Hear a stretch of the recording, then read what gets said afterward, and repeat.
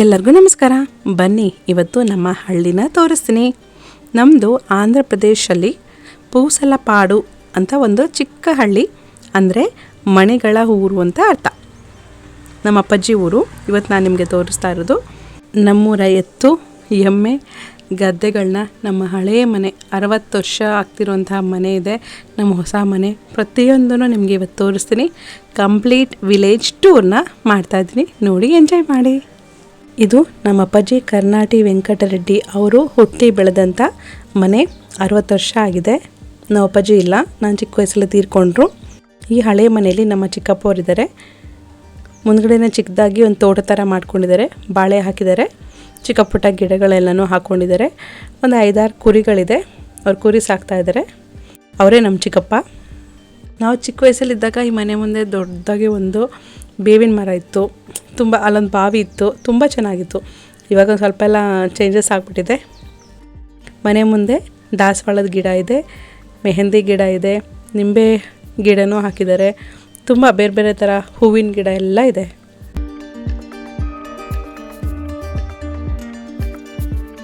ಸುತ್ತಮುತ್ತ ಫುಲ್ ಗಿಡಗಳಿರೋದ್ರಿಂದ ಈ ಮನೆ ಯಾವಾಗಲೂ ತಂಪಾಗಿರುತ್ತೆ. ಇದೇ ನಮ್ಮ ಅಪ್ಪಾಜಿ ಮನೆ. ಇದು ನಮ್ಮ ಅಮ್ಮನ ಹೊಸ ಮನೆ, ಅಂದರೆ ಒಂದು 6 ಇಯರ್ಸ್ ಆಯಿತು ಈ ಮನೆ ಕಟ್ಕೊಂಡು. ಆ ಹಳೆ ಮನೆ ಹಿಂದ್ಗಡೆನೇ ಇರುತ್ತೆ. ಪಕ್ಕದಲ್ಲೇ ಕೊಟ್ಟಿಗೆ ಇದೆ, ಎಮ್ಮೆಗಳಿದೆ. ಇಲ್ಲಿ 2 ಕರು ಕಾಣಿಸ್ತಾ ಇದೆ. ಈ ಎಮ್ಮೆನ ಹೊರಗಡೆ ತೊಗೊಂಡೋಗಿದ್ದಾರೆ, ಅದು ಕೊಟ್ಟಿಗೆ. ಇದು ಮೇನ್ ಎಂಟ್ರೆನ್ಸ್ ನಮ್ಮ ಮನೆದು. ಪಕ್ಕದಲ್ಲೇ ಈ ಥರ ಸ್ವಲ್ಪ ಜಾಗ ಇದೆ, ಅಲ್ಲಿ ಬಾತ್ರೂಮ್ ಇರುತ್ತೆ. ಹೊರಗಡೆಯಿಂದ ಯಾರನ್ನ ಬಂದರೆ ಬಾತ್ರೂಮ್ ಯೂಸ್ ಮಾಡ್ಕೊಳ್ಳೋಕ್ಕೆ. ನನ್ನ ತಮ್ಮ ರೈತ, ಅಣ್ಣ ಇಂಜಿನಿಯರು. ನನ್ನ ತಮ್ಮ ಮೆಕ್ಕೆಜೋಳ, ಜೋಳ, ಮೆಣಸಿನ್ಕಾಯಿ, ತೊಗರಿಬೇಳೆ, ಹತ್ತಿ, ಹೀಗೆ ತುಂಬ ಥರ ಪ್ರತಿ ವರ್ಷವೂ ಚೇಂಜ್ ಮಾಡ್ಕೊಂಡು ಬೆಳೀತಾ ಇರ್ತಾನೆ. ಅದ್ರ ಜೊತೆಗೆ ಜೆರಾಕ್ಸ್ ಇದೆ, ಹಿಟ್ಟಿನ ಮಿಲ್ಲಿದೆ, ಬ್ಯಾಂಗಲ್ ಸ್ಟೋರ್ ಇದೆ, ಎಲ್ಲನೂ ಮೇಂಟೈನ್ ಮಾಡ್ತಾನೆ. ಅಮ್ಮ ತಮ್ಮನ ಜೊತೆನೇ ಇರ್ತಾರೆ. 3 ಮಕ್ಕಳು, 3 ರಾಜ್ಯದಲ್ಲಿದ್ದೀವಿ. ಒಬ್ಬರು ಆಂಧ್ರ, ಒಬ್ಬರು ಮಹಾರಾಷ್ಟ್ರ, ಒಬ್ಬರು ಕರ್ನಾಟಕದಲ್ಲಿ. ಇದು ಅಮ್ಮನ ಮನೆ ಹಾಲು, ಇದು ದೇವ್ರ ಮನೆ, ಇದು ಅಡುಗೆ ಮನೆ, ಇದೆಲ್ಲ ಹಾಲ್ ಆಗಿರುತ್ತೆ. ಒಂದು ಚಿಕ್ಕದು ಸಿಂಗಲ್ ಬೆಡ್ರೂಮ್ ಮನೆ ಇದು. ನೀರಿಗೆ ಮಡಿಕೆ ಇಟ್ಕೊಂಡಿದ್ದಾರೆ. ಅಲ್ಲಿ ಸ್ಟ್ರೈಟಾಗಿ ಕಾಣಿಸ್ತಾ ಇರೋದೇ ರೂಮು, ಅದ್ರ ಪಕ್ಕದ್ದು ಬಾತ್ರೂಮು. ಮನೆ ತುಂಬ ಚಿಕ್ಕದು, ಆದರೆ ಸಾಮಾನುಗಳನ್ನ ನೀಟಾಗಿ ಅಮ್ಮ ಜೋಡಿಸಿರ್ತಾರೆ. ಕಾಣಿಸ್ತಾ ಇರೋ ಉಯ್ಯಲನ್ನು ಅಮ್ಮನೇ ಹಾಕಿದ್ದು ಇದು. ಅಲ್ಲಿ ಪೇಪರ್ಗಳಿಟ್ಟಿದ್ದಲ್ಲ, ಅದು ಕೂಡ ಅಮ್ಮನೇ ಹಾಕಿದ್ದು. ತುಂಬ ಮಲ್ಟಿ ಟ್ಯಾಲೆಂಟು, ಎಲ್ಲ ಥರದ್ದು ಮಾಡ್ತಾನೇ ಇರ್ತಾರೆ ಏನೋ ಒಂದು. ಇವರು ನಮ್ಮ ಅಪ್ಪಾಜಿ ಸೆಪ್ಟೆಂಬರ್ 24, 2000ರಲ್ಲಿ ತೀರಿ ಹೋದರು. ಇವ್ರು ನಮ್ಮ ಅಜ್ಜಿ ತಾತ, ಇವರ ಅಮ್ಮನ ಅಪ್ಪ ಅಮ್ಮ, ಅಂದರೆ ಅವರ ಅಜ್ಜಿ ತಾತನೇ. ಅವ್ರ ಫೋಟೋಸ್ ಎಲ್ಲ ಇದೆ. ಇದು ನಾನು 13 ವರ್ಷದ ಮುಂಚೆ ಫೋಟೋಸು, ನನ್ನ ಮದುವೆ ಫೋಟೋಸ್ ಅವೆಲ್ಲ. ನನ್ನ ಮಗಳು ಮಗನ ಫೋಟೋ, ಅಣ್ಣ ಅತ್ತಿಗೆ ಫೋಟೋ, ತಮ್ಮ ಅವ್ರ ಹೆಂಡತಿ ಫೋಟೋ, ಇದು ನಮ್ಮ ಫ್ಯಾಮಿಲಿ ಫೋಟೋ. ಅಣ್ಣಂಗೆ 2 ಹೆಣ್ಮಕ್ಳು, ಅಂದರೆ 2 ಸೊಸೆಗಳು ನನಗೆ. ಇದು ನಮ್ಮ ಕಂಪ್ಲೀಟ್ ಫ್ಯಾಮಿಲಿ ಫೋಟೋಸ್ ಎಲ್ಲ ಇಲ್ಲಿರುತ್ತೆ. ತುಂಬ ನೀಟಾಗಿ ಅಮ್ಮ ಅರೇಂಜ್ ಮಾಡಿರ್ತಾರೆ. ನಮ್ಮ ಮನೆಗೆ ಯಾರೇ ಬಂದರೂ ಫಸ್ಟ್ ಹೇಳಿದ್ರು, ನಿಮ್ಮ ಹಾಲ್ ತುಂಬ ಚೆನ್ನಾಗಿದೆ, ತುಂಬ ನೀಟಾಗಿ ಅರೇಂಜ್ ಮಾಡಿದ್ದೀರಾ ಅಂತ.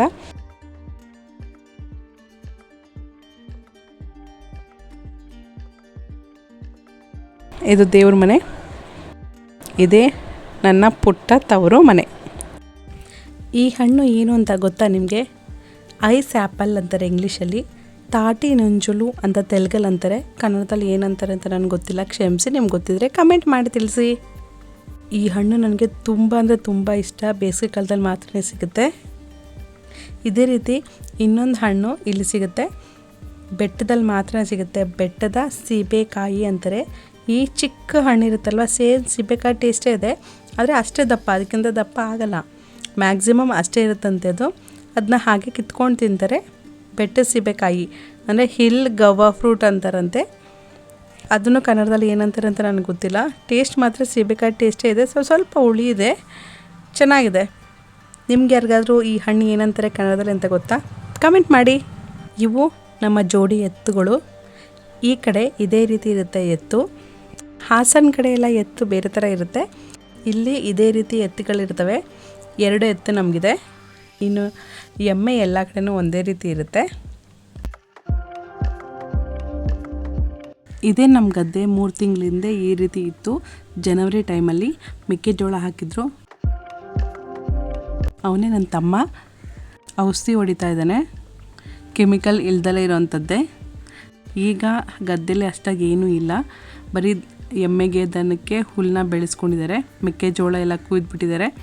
ಇದು ಸಂಜೆ ಹೊತ್ತಲ್ಲಿ, ಸಂಜೆ 5 ಗಂಟೆಯಲ್ಲಿ ನಮ್ಮ ಗದ್ದೆ ವ್ಯೂ ಇದು.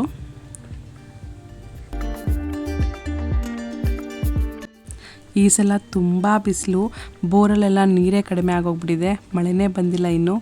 ಒಂದು ಸಲ ಮಳೆ ಬಿತ್ತು ನಾನಿದ್ದಾಗ. ನೀರು ಇಲ್ದಲೇ ಇರೋದಕ್ಕೆ ನೋಡಿ ಹೆಂಗೆ ಡ್ರೈ ಆಗಿಬಿಟ್ಟಿದೆ, ಬೇರೆ ಏನೂ ಹಾಕೋದಕ್ಕೆ ಆಗ್ತಾಯಿಲ್ಲ, ಒಣಗೋಗ್ಬಿಟ್ಟಿದೆ ಭೂಮಿ ಎಲ್ಲ. ಮೆಣಸಿನ್ಕಾಯಿ ಮಾತ್ರ ಇದೆ ಒಂದು ಕಡೆ, ಇನ್ನೆಲ್ಲನೂ ಪೈರು ಕಿತ್ತಾಕ್ಬಿಟ್ಟು ಉಳುಮೆ ಮಾಡಿಸ್ಬಿಟ್ಟಿದ್ದಾರೆ. ನೆಕ್ಸ್ಟ್ ಮಳೆ ಬಿದ್ದರೆ ನೆಕ್ಸ್ಟ್ ಇನ್ನೊಂದು ಪೈರು ಹಾಕಬೇಕು.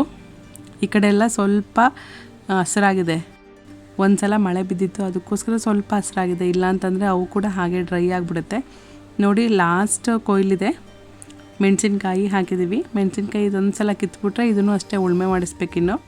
ಕುರಿ ಫಸ್ಟ್ ಮೇಯಿಸ್ತಾರೆ ಲಾಸ್ಟಲ್ಲಿ, ನಂತರ ಉಳುಮೆ ಮಾಡಿಸ್ಬಿಡ್ತಾರೆ.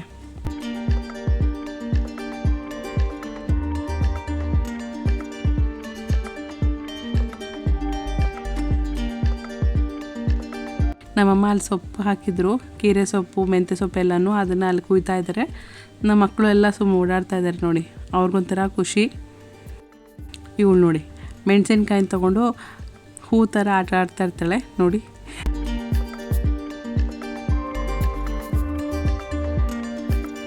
ಆ ಪಕ್ಕದ ಗದ್ದೆ ನೋಡಿ ಫುಲ್ ಎಲ್ಲ ಕುಯ್ದುಬಿಟ್ಟಿದ್ದಾರೆ.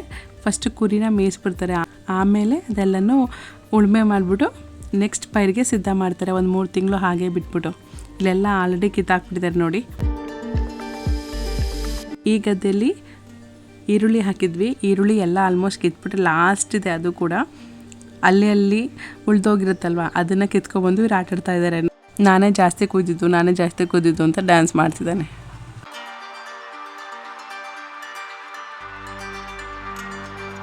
ನೆಲ ನೋಡಿ ಎಷ್ಟು ಒಣಗೋಗ್ಬಿಟ್ಟಿದೆ ನೀರಿಲ್ದಲೆ, ಅಷ್ಟು ಬೆಳೆ ಏನೂ ಬಂದಿಲ್ಲ, ತುಂಬ ಲಾಸು. ಒಣಗೋಗ್ಬಿಟ್ಟು ಫುಲ್ಲೆಲ್ಲ ಭೂಮಿನೇ ಸೀಳ್ಬಿಡ್ಕೋತಾ ಇದೆ ಬಿಸಿಲಿಗೆ. ಮಳೆ ಇಲ್ಲ ಅಂತಂದರೆ ಯಾವ ಬೆಳೆನೂ ಬೆಳೆಯೋಕ್ಕಾಗಲ್ಲ. ಬೋರ್ ನೀರು ನಂಬ್ಕೊಂಡಂತೂ ನಮ್ಮ ಕಡೆ ಬೆಳೆ ಬೆಳೆಸೋಕ್ಕಾಗೋದೇ ಇಲ್ಲ. ಬೋರಲ್ಲಿ ಮಳೆಗಾಲದಲ್ಲಿ ನೀರಿರುತ್ತೆ, ಬೇಸಿಗೆಗಾಲ ಸ್ಟಾರ್ಟ್ ಆಯಿತು ಅಂದರೆ ಜನವರಿಯಿಂದನೇ ನೀರಿರಲ್ಲ ಬೋರಲ್ಲಿ. ಮತ್ತೆ ಆಗಸ್ಟ್ ಸೆಪ್ಟೆಂಬರ್ ಬೇಕು ಆ ಬೋರಲ್ಲಿ ನೀರು ಬರಬೇಕು ಅಂದರೆ, ಅಲ್ಲಿವರೆಗೂ ಏನು ಬೆಳೆ ಬೆಳೆಯೋಕ್ಕೆ ಆಗಲ್ಲ. ಮಳೆ ಬಂದ್ರೇ ಚೆನ್ನಾಗಿ ಬೆಳೆ ಬರುತ್ತೆ, ಇಲ್ಲ ಅಂತಂದರೆ ನಮ್ಮ ಕಡೆ ಅಂತೂ ಏನೂ ಬೆಳೆಯೋಕ್ಕಾಗಲ್ಲ. ನನಗೆ ನಮ್ಮ ಹೊಲ ಗದ್ದೆ ಅಂದರೆ ತುಂಬ ಇಷ್ಟ. ಆ ವ್ಯೂನೇ ತುಂಬ ಚೆನ್ನಾಗಿರುತ್ತೆ. ಬೆಳಗ್ಗೆ ಹೊತ್ತು ಅಥವಾ ಸಂಜೆ ಹೊತ್ತು ಹೋದರೆ ಅಂತೂ ತುಂಬ ಚೆನ್ನಾಗಿ ಅನಿಸುತ್ತೆ ಆ ಫೀಲ್. ಮಳೆಗಾಲದಲ್ಲಂತೂ ಇನ್ನೂ ತುಂಬ ಕ್ಲೀನಾಗಿರುತ್ತೆ, ಎಲ್ಲ ಕಡೆನೂ ಪೈರು ಹಾಕಿರ್ತಾರೆ, ಯಾವುದೋ ಒಂದು ಪೈರು ಇದ್ದೇ ಇರುತ್ತೆ, ಎಲ್ಲ ಹಸಿರಾಗಿರುತ್ತೆ, ಊರೇ ಹಸಿರಾದಾಗ ಕಾಣಿಸ್ತಾ ಇರುತ್ತೆ. ಇವಾಗಲೆಲ್ಲ ಒಣಗೋಗಿದೆ ಅಲ್ವಾ, ಅಲ್ಲೆಲ್ಲ ಯಾವುದೋ ಒಂದು ಬಿತ್ತನೆ ಹಾಕಿರ್ತಾರೆ, ಯಾವುದೋ ಒಂದು ಬೆಳೆ, ಯಾವುದಾದ್ರೂ ಒಂದು ಬೆಳೆ ಹಾಕಿರ್ತಾರೆ, ತುಂಬ ಚೆನ್ನಾಗಿರುತ್ತೆ ನೋಡೋದಕ್ಕೆ. ಇವಾಗ ನೋಡಿ ಫುಲ್ಲು ಡ್ರೈ ಆಗಿಬಿಟ್ಟಿದೆ. ಇದೇ ನಮ್ಮ ಹೊಲ ಗದ್ದೆ ಕಂಪ್ಲೀಟ್ ಟೂರ್. ನೆಕ್ಸ್ಟ್ ನಮ್ಮೂರಲ್ಲಿ ಈ ರೀತಿ ಶಾಸ್ತ್ರ ಹೇಳೋರು ಕೂಡ ಇದ್ದಾರೆ. ಕೈ ನೋಡಿ ಶಾಸ್ತ್ರ ಹೇಳ್ತಾರೆ. ಹಾಸನ ಕಡೆ ಕೊರವಜ್ಜಿ ಅಂತಾರೆ, ಇನ್ನು ಬೇರೆ ಕಡೆ ಏನಂತಾರೆ ಗೊತ್ತಿಲ್ಲ ನನಗೆ. ತಿಂಗಳು ಒಂದ್ಸಲ ಈ ರೀತಿ ಶಾಸ್ತ್ರ ಹೇಳೋದಕ್ಕೋಸ್ಕರ ಬರ್ತಾರೆ ಊರಲ್ಲಿ. ಕೈ ನೋಡಿ ಅವ್ರು ಹೇಳ್ತಾ ಇರ್ತಾರೆ. ಅವ್ರವ್ರ ನಂಬಿಕೆ ಅವ್ರವ್ರದ್ದಷ್ಟೇ. ನೆಕ್ಸ್ಟ್ ನಮ್ಮೂರಲ್ಲಿ ಇದು ತುಂಬ ಸ್ಪೆಷಲ್ಲು. ಹೊಸ್ದಾಗಿ ಮದುವೆ ಆಗಿರೋ ಗಂಡ ಹೆಂಡ್ತಿ ಇರ್ತಾರಲ್ಲ ದಂಪತಿಗಳು, ಅವ್ರಿಗೆ ಈ ರೀತಿ ಡ್ಯಾನ್ಸ್ ಮಾಡಿಸ್ತಾರೆ. ಒಂದು ರಥದಲ್ಲಿ ಫುಲ್ಲು ಊರೆಲ್ಲ ಸುತ್ತಿಸ್ತಾರೆ, ಹಳ್ಳಿ ಎಲ್ಲ ಸುತ್ತಿಸ್ತಾರೆ. ಒಂದು 10-15 ಬೀದಿ ಇರ್ಬೋದೇನೋ ಅಷ್ಟು ಸುತ್ತಿಸ್ಬಿಟ್ಟು ಆಮೇಲೆ ಒಂದು ಕಡೆ ಈ ಥರ ಇಬ್ಬರನ್ನ ಇಳಿಸಿ ಡ್ಯಾನ್ಸ್ ಮಾಡಿಸ್ತಾರೆ. ಯಾವ ಥರ ಟ್ರೆಂಡಿಂಗ್ ಸಾಂಗ್ ಇರುತ್ತಲ್ವ ಅದಕ್ಕೆ ಡ್ಯಾನ್ಸ್ ಮಾಡಿಸ್ತಾರೆ. ಇಬ್ಬರು ಡ್ಯಾನ್ಸ್ ಮಾಡಬೇಕು. ಅದನ್ನ ನೋಡೋದಕ್ಕೆ ಊರೇ ಬಂದ್ಬಿಡುತ್ತೆ, ಜಾತ್ರೆ ಥರ. ಮಿಡ್ ನೈಟ್ 1 ಗಂಟೆ 2 ಗಂಟೆ ಎಲ್ಲ ಆಗಿಬಿಡುತ್ತೆ ನೋಡಿ. ಈ ರೀತಿ ರಥದಲ್ಲಿ ಊರೆಲ್ಲ ಸುತ್ತುತ್ತಾರೆ. ನೆಕ್ಸ್ಟ್ ನಮ್ಮೂರಲ್ಲಿ ಇರುವಂಥ ದೇವಸ್ಥಾನಗಳನ್ನ ತೋರಿಸ್ತೀನಿ. ನಮ್ಮೂರ ಗ್ರಾಮ ದೇವತೆ ಪೋಲೇರಮ್ಮ ಅಮ್ಮನವರ ಜಾತ್ರೆ ಥರ ನಡೆಯುತ್ತೆ ವರ್ಷಕ್ಕೊಂದ್ಸಲ. ಅದಕ್ಕೆ ನೋಡಿ ಎಷ್ಟು ಜನ ಊರಿನಲ್ಲಿರೋರು, ಊರಿಂದ ಹೊರಗಡೆ ಇರೋರು ಎಲ್ಲರೂ ಬಂದು ತುಂಬ ಚೆನ್ನಾಗಿ ಅಮ್ಮನವರ ಜಾತ್ರೆ ಮಾಡ್ತಾರೆ. ಗ್ರಾಮ ದೇವತೆ ಜಾತ್ರೆ ತುಂಬ ಚೆನ್ನಾಗಿ ನಡೆಯುತ್ತೆ. ಅಮ್ಮನವರು ಕೂಡ ನೋಡೋದಕ್ಕೆ 2 ಕಣ್ಣು ಸಾಕಾಗಲ್ಲ, ಅಷ್ಟು ಚೆನ್ನಾಗಿ ಇರುತ್ತೆ ಆ ವಿಗ್ರಹ ಕೂಡ. ನಮ್ಮೂರಲ್ಲಿ ಇದು ಸ್ಟಾರ್ಟಿಂಗಲ್ಲಿ ಇರುತ್ತೆ.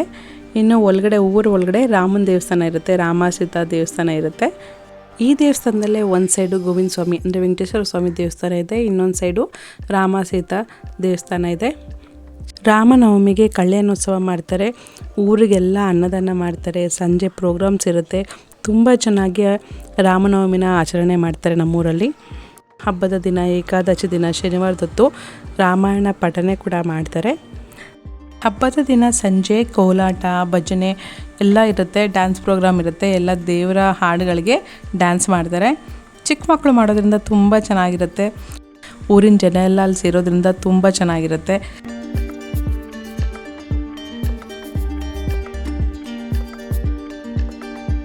ಇನ್ನು ಉತ್ಸವ ಮೂರ್ತಿ ಕೂಡ ಇರುತ್ತಲ್ಲ, ಅದನ್ನ ಊರಿನ ಪ್ರತಿಯೊಂದು ಬೀದಿಲೂ ಮೆರವಣಿಗೆ ಮಾಡ್ತಾರೆ. ಜನರ ಪ್ರೋತ್ಸಾಹ ಕೂಡ ಹಾಗೇ ಇರುತ್ತೆ.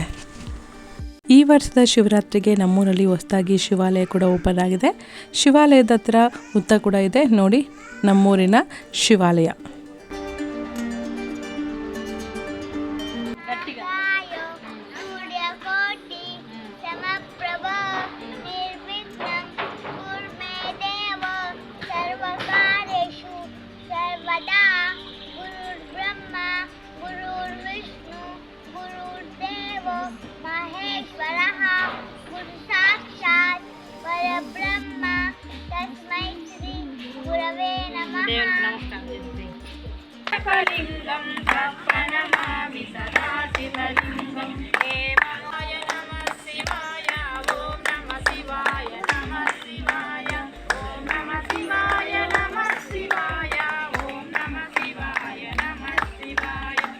ಆ ಪಾಪು ನಮ್ಮ ಅಣ್ಣನ ಮಗಳು. ನಮ್ಮೂರಿಂದ ಸ್ವಲ್ಪ ದೂರದಲ್ಲಿ ಭೈರವಕೋನ ಅಂತ ಒಂದು ಊರಿದೆ, ಅಲ್ಲಿ ಈ ಶಿವಾಲಯ ಇದೆ. ಇದು ನಮ್ಮೂರಿನ ಪಕ್ಕದಲ್ಲೇ ಇರುವಂತಹ ವೆಂಕಟೇಶ್ವರ ಸ್ವಾಮಿ ದೇವಸ್ಥಾನ. ತುಂಬ ಚೆನ್ನಾಗಿದೆ. ವಿಗ್ರಹ ನೋಡ್ತಾ ಇದ್ದಷ್ಟು ನೋಡಬೇಕು ಅನಿಸುತ್ತೆ, ಅಷ್ಟು ಚೆನ್ನಾಗಿದೆ. ಅಲಂಕಾರ ಅವೆಲ್ಲ ಚೆನ್ನಾಗಿ ಮಾಡ್ತಾರೆ. ವೈಕುಂಠ ಏಕಾದಶಿ ಎಲ್ಲನೂ ತುಂಬ ಚೆನ್ನಾಗಿ ಮಾಡ್ತಾರೆ ಈ ದೇವಸ್ಥಾನದಲ್ಲಿ. ಇಲ್ಲಿ ವರಹಮೂರ್ತಿ ದೇವರು, ಶ್ರೀದೇವಿ, ಭೂದೇವಿ, ಅಮ್ಮನವರು ಕೂಡ ಇದ್ದಾರೆ. ಈ ದೇವಸ್ಥಾನದ ಪಕ್ಕದಲ್ಲೇ ಸಾಯಿಬಾಬಾ ದೇವಸ್ಥಾನ ಇದೆ ಮತ್ತು ಪಂಚಮುಖಿ ಆಂಜನೇಯ ಸ್ವಾಮಿ ದೇವಸ್ಥಾನ ಇದೆ ನೋಡಿ, ಇದೇ ಆ ದೇವಸ್ಥಾನ. ಈ ದೇವಸ್ಥಾನದ ಹತ್ತಿರದಲ್ಲೇ ಇನ್ನೊಂದು ಶಿವಾಲಯ ಕೂಡ ಇದೆ, ತುಂಬ ಫೇಮಸ್ಸು.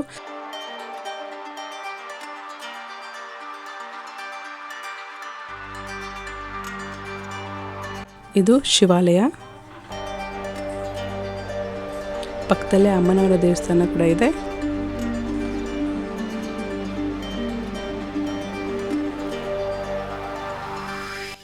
ಈ ಬೆಟ್ಟದ ಮೇಲೆ ಶಿವಾಲಯ ಇದೆ. ಶಿವಾಲಯದ ಪಕ್ಕದಲ್ಲೇ ಪಂಚಮುಖಿ ಆಂಜನೇಯ ಸ್ವಾಮಿ ದೇವಸ್ಥಾನ 1 ವರ್ಷ ಆಗಿದೆ ಓಪನ್ ಆಗಿ.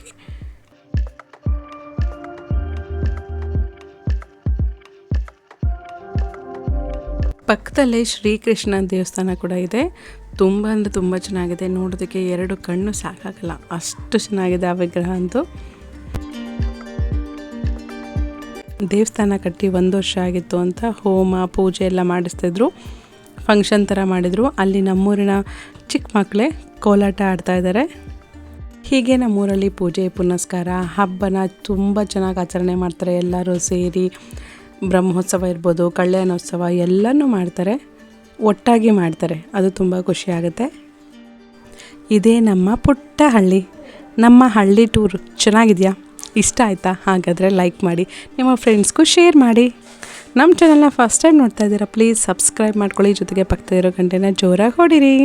Thanks for watching.